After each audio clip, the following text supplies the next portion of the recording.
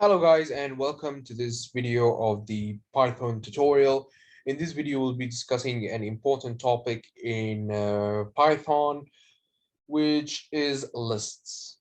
So actually lists could have another name in other programming languages, which is arrays.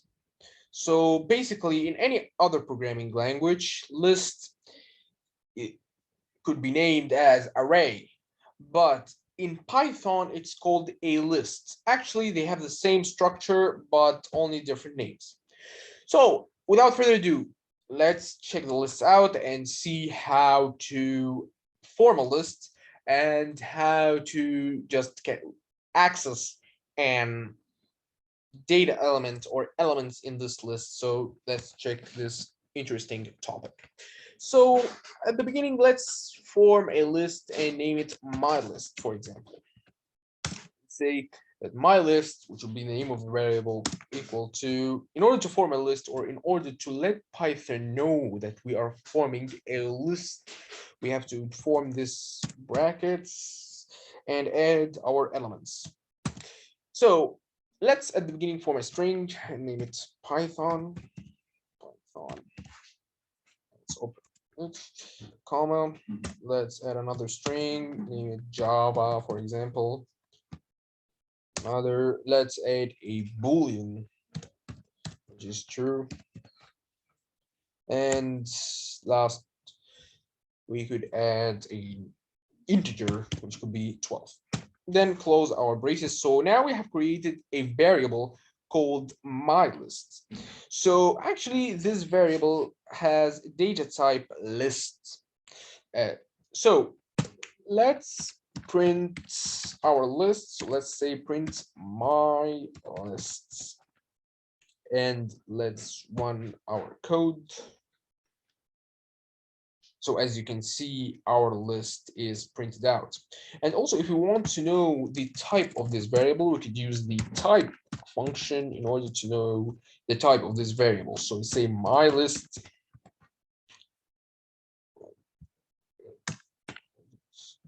Let's see the data type of this variable. It's actually a list. So how we could access an element from the list. So actually, we have talked before about operations or arithmetic operations that could use on strings. And we knew that in order to access any letter in a string, we use something called index. So here in lists, each element has an index. So for example, we start counting the index from the number, sorry, 0. So we say this is 0, this has the index 1, this has the index 2, and this has the index 3, and etc. So what if we want to print Java, for example? So we'd say print my lists brackets, and let's say, no, sorry, use this, and let's name our index. So we'd say that Java has the index of 1, so we'd say 1, and let's run our code. So as you can see, we have printed out Java. So actually, I want to give you a tip or a note to take. Lists can hold elements of several data types. As you can see, we added an integer, we added a boolean, we added 2 strings, so it can hold many data types. It couldn't hold only a single data type. You could do it, but I mean, lists can hold any data type or multiple data types at a time. So let's see some functions we could apply on this list in order to print out or access certain elements. So the first one is by using the index. Using the index, we could say print my list, which is the name of the variable, and use the index that we want to the index of the element that we want to print out. So, and don't forget that in index we start counting from 0. So person will be asking me, what about just doing this index by using the negative form? So using -1, for example.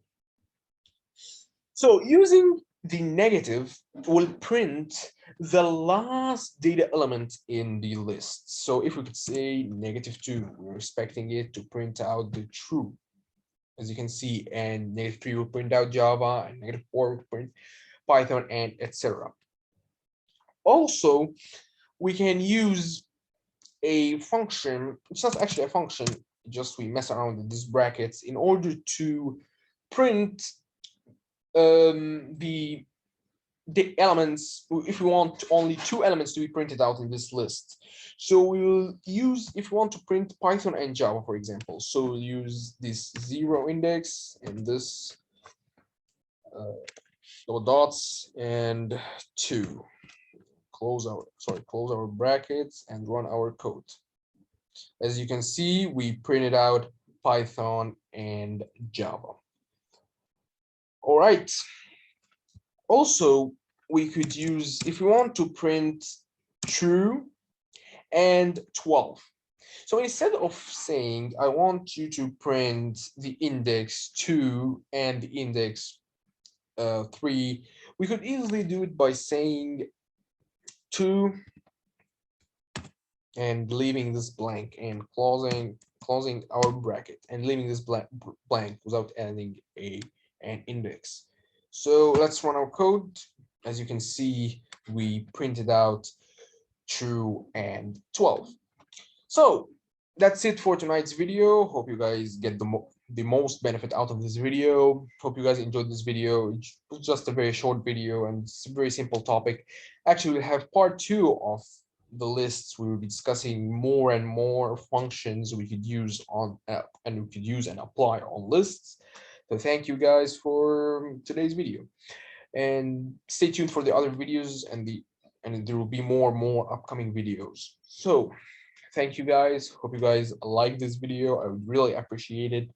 Subscribe if you didn't subscribe yet, and stay tuned for the upcoming videos. Thank you guys. Or just